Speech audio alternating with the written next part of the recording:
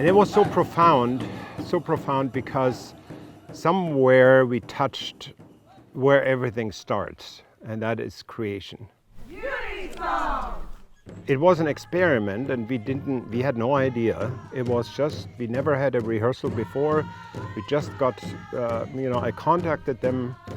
For sure, they showed up not half an hour before the performance, and I could just, explain them the flow of the oratorio and how I can envision how they can participate with their story of creation. And somehow that just without flaws, that whole thing came together in such a way that it was actually breathtaking for the musicians themselves to experience that. And the ones who were here from the indigenous community, they could not believe the intensity of that joint performance.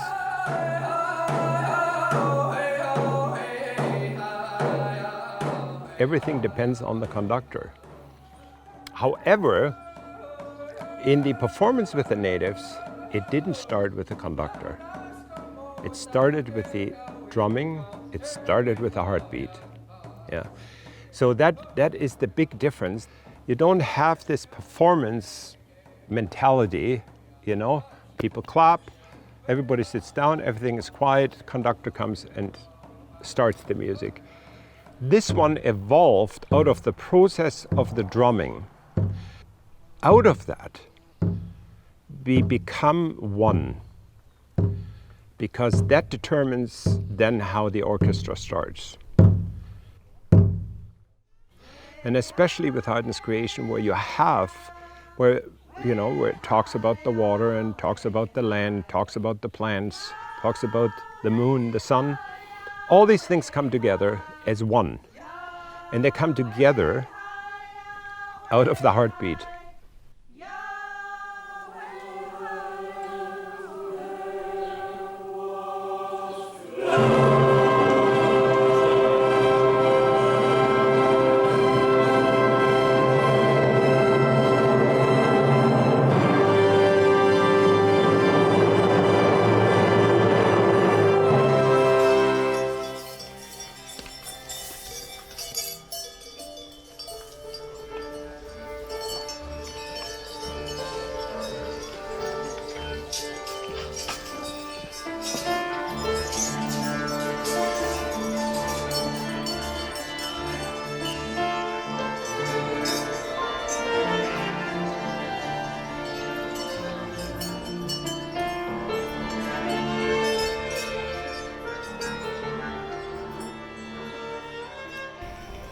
Ani bojo, Mesko Yafkis of Chiki Quackers Nikas and Nando Dan, she cannot know, and my spirit is busy. My name is Strong White Buffalo Woman. I'm from the Loon Clan. My helper is the turtle, and I have the spirit of the grizzly bear. The name I walk with also is Shirley John, Ojibwe Mohawk from Saugeen First Nation. I'm grateful to be asked to be here this evening to do the work I need to do with the water blessing and that. I say, thank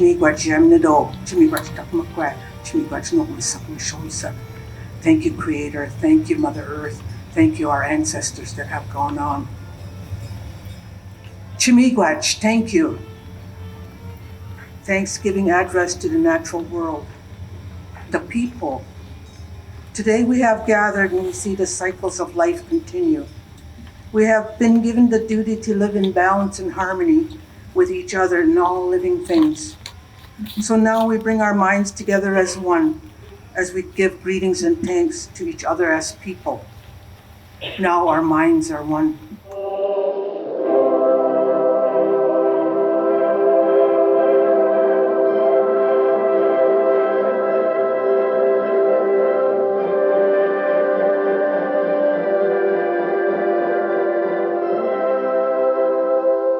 A weekend in August, over a year later, finds Michael Schmidt conducting the Kitchener-Waterloo Symphony Orchestra and Chamber Choir in a production of Haydn's Creation in his barn.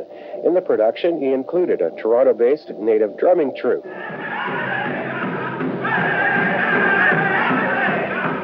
The council fire and drum troupe performed a native version of creation interspersed with explanatory narration.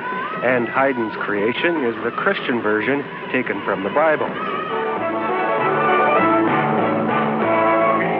Can we count from the beginning? 1, 2, 3, 4, 5, 6, 7, 8. Rehearsal time was limited.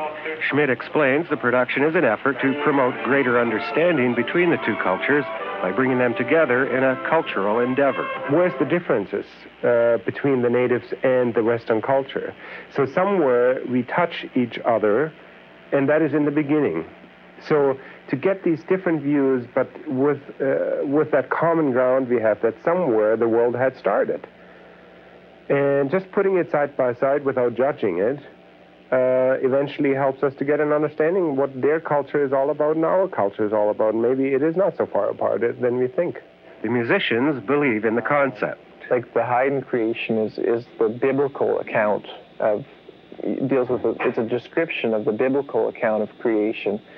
And we're just kind of fusing that in with the native Aboriginal kind of account. And finding out how they musically can portray the story of creation, and to compare that to Haydn's version will be, it's very unique. I'm not sure if anybody else could have thought of it.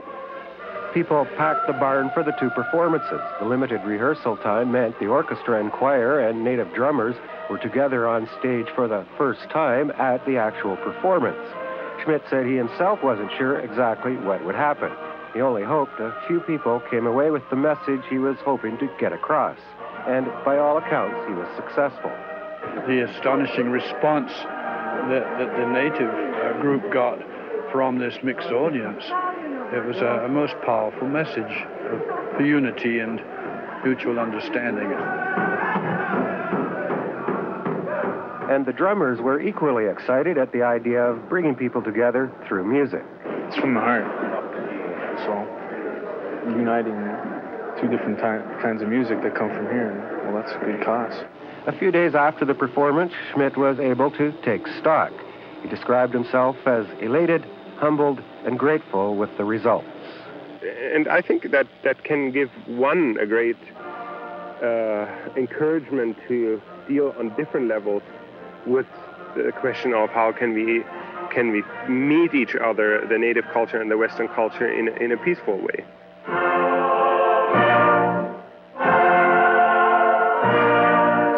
The interesting part is that in 1995, that there didn't seem to be a concern about reconciliation. You know, from a political point of view, reconciliation with the native community. And that wasn't a point for me. For me, it was trying with Symphony in the Barn, trying to start working together in order to understand what actually their spirituality is. And the understand that spirituality is to really connect with their culture. Jimino Nanaga the Windaman, Jimino Waban Magni Ginishnabe, Jimino Nondawang Nijinishnabe, Jimino Gano Nagni Ginishnabe, Shko Jimino Wikwak Nijinishnabe. And that means, Creator, bless us this day. Help us to have good thoughts, to see the good in people, to hear the good in their words, to say good things to them so that we can walk together in a good way. The profound, I think, experience was simply that we work together and experience through working together who we actually are and what are we expressing.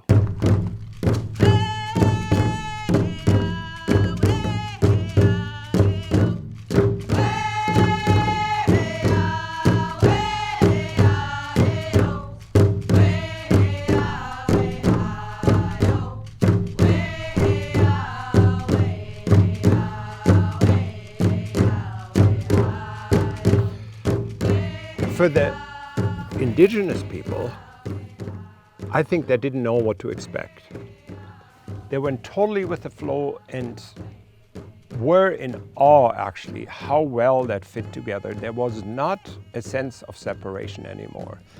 There was a total sense, and what expressed itself was that we had a fire outside, and they went out and started drumming after the performance.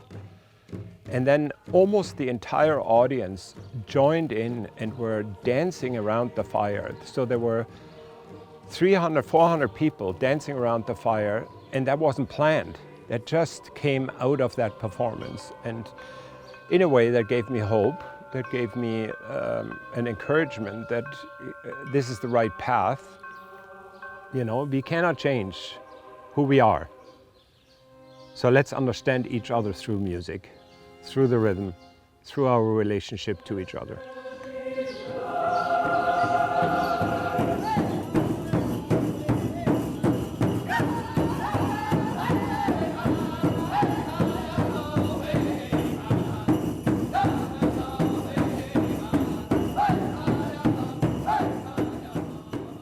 Well, when I look down there, and it says friendship, that was one of the first things when I came from Europe.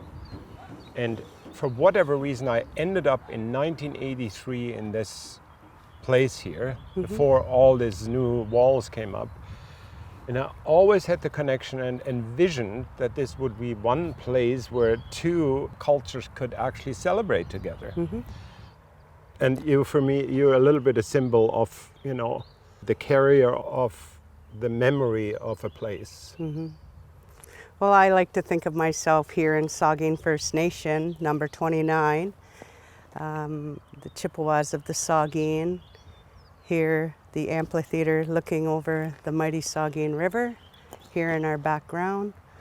The friendship sign has always been there to show our friendship to the non-native people from our native people, and this place here has always been a place of reconciliation for us, as it was for the late Chief James Mason and the Reverend Earl Stokesbury. So that was their first intention of a dream and a vision.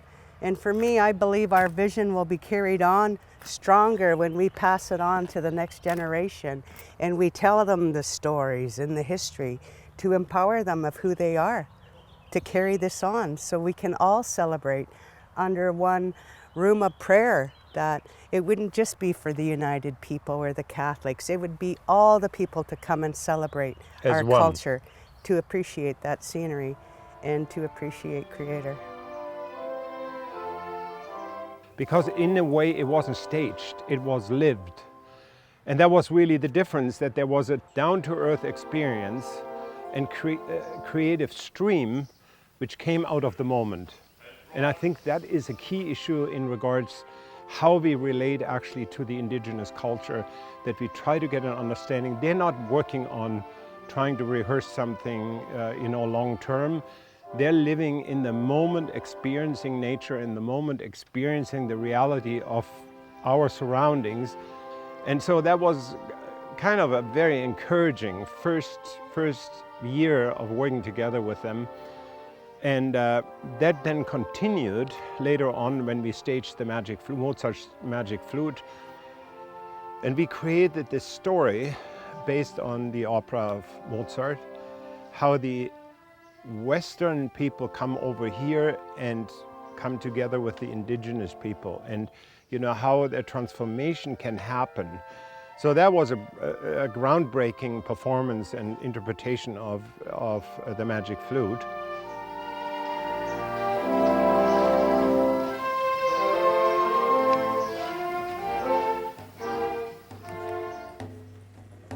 So in 2003, we revisited the creation, and this time we actually went further, that it's not, just what comes out of the creative stream of the indigenous people, but we actually had a classical trained ballet dancer was performing with the symphony, her dance, but totally influenced by her understanding of the nature spirits and the tradition. So a real contrast to the native dancers and the native dancer who dances to Western music. One of the reasons it worked so well, that it actually happened on a farm. So the custodian, let's call it the custodian of the land, as we all are. You know, it's not a question of ownership, but it is, you know, who takes care of the land.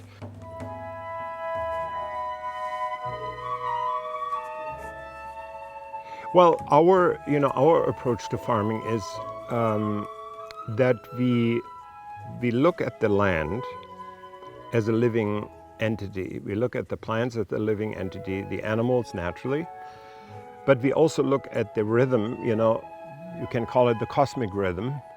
You know, what is actually rhythm? And I use that example when you have a child go on the swing. You know, at the beginning they have no idea, and it's really hard for them to understand this force. And then once the rhythm is going, you're suddenly realizing you're working with nature. And there's so many rhythms in nature. There's the moon rhythm, there's the seasonal rhythm, there's the daily rhythm. The approach is, what can I do that you actually are willing to give? And it's a blessing. So everything which comes from the land is a blessing.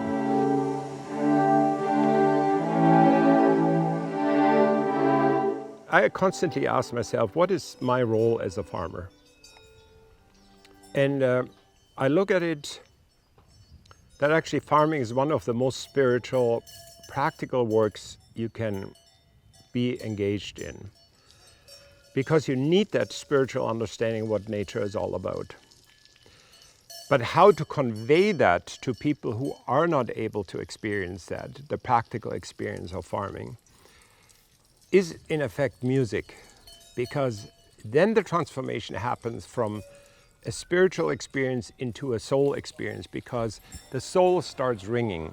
And when that happens, then people open up. That opens up basically the heart forces.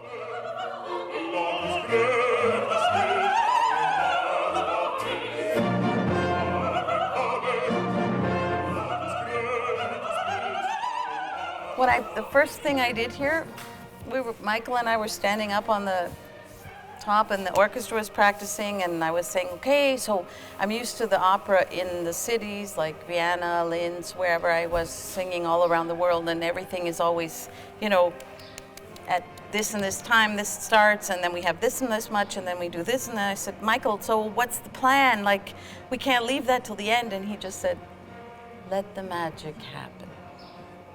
That was a big moment for me, because I learned to just lay off and let this music come out that we were doing.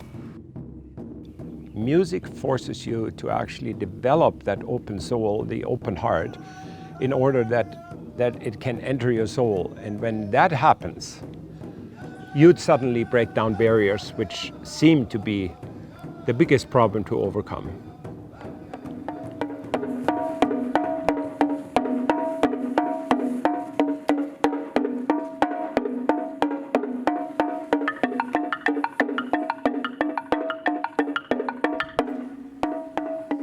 Where are we actually connecting in regards to the different cultures we're coming from?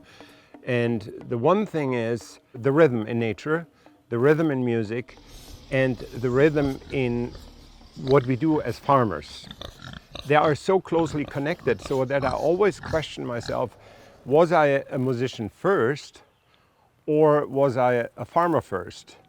But you cannot separate these things. It's once you have the insight into farming, you get a really good understanding of the inside qualities of music, or the intensity of music, how it expresses and magnifies what is living in, you know, our, you could call it modern music, you know, which depicts the heartbeat. And when you relate that to music, everything is related to your heartbeat.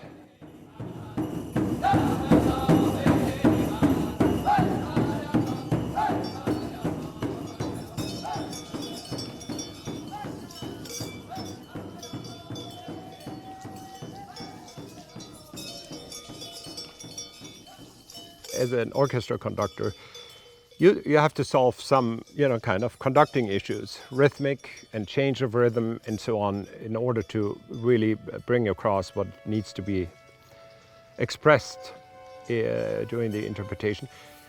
And you're surprised how often I experience a rhythm in nature which helps me to solve that problem. Yeah.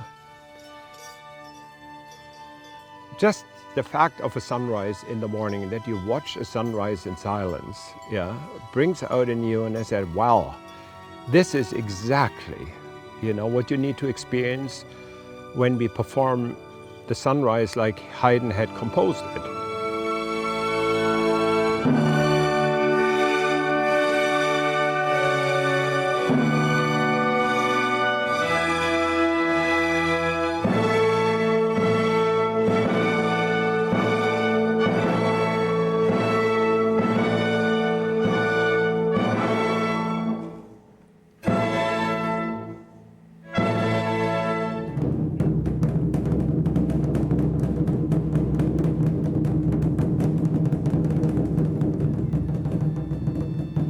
And carry a joint vision.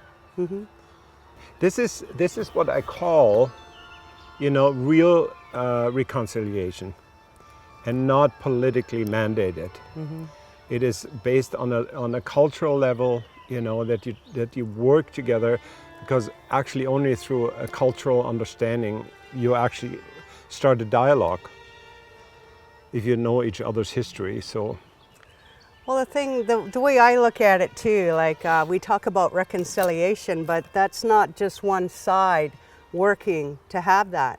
And it's partnerships and people like ourselves that come together and stand and support each other. And that we overcome and we make it there. And that is true reconciliation. And then it becomes a spot for all to enjoy. Exactly. And music has always been a part of it. We have drums performing in the amphitheater. We've had numerous theater groups come here. And that's just to start the youth coming in and going back to music and finding that, whether it be a guitar, a flute, or a drum, and giving them those options to go to their fullest potential, and with possibly Symphony in the Barn. And then these are these little moments of light where we understand each other. And I think the performance itself was one of these intimate experiences for everyone, not only for the performers, but for the audience, for the indigenous community, and for the orchestra.